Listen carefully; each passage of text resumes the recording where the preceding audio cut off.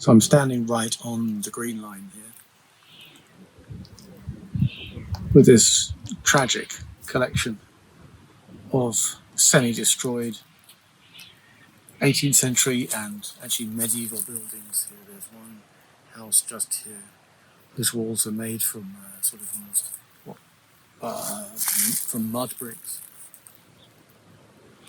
and just over there is the zone between the Turkish and the Greek parts, and there are gun ports all the way along here.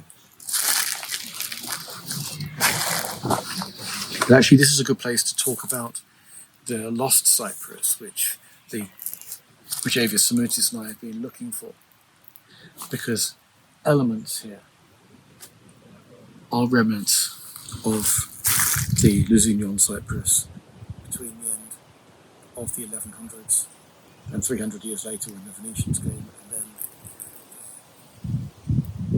the Turks came in 1570.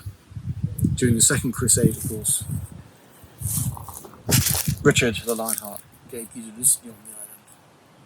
And this city, very different it became, was fundamentally a French city, or a word I use carefully because effectively it was Languedocian. It was a very different culture from the kind of idea of a unified French culture that we think of today.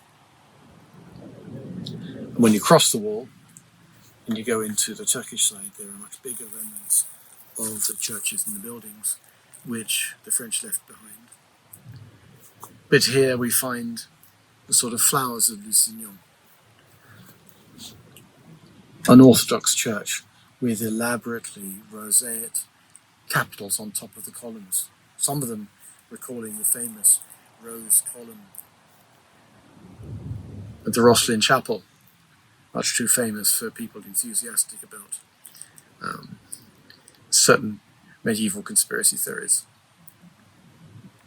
But that 300 years of French history is basically ignored today.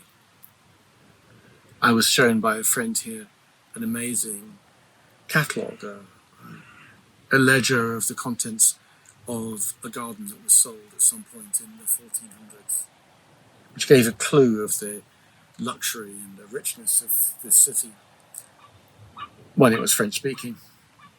And other clues can be got from things such as the Cyprus Codex, which is the piece of music which Avis and I have been working on together. The greatest early collection of Mediterranean vocal music from that period. So we have music, and we have fragments of architecture. And I think that's an interesting way of thinking about what it is we do as artists. What is it we're trying to revive? What are we trying to make live again? Is there value in that? And Nicosia is a good place to think about that.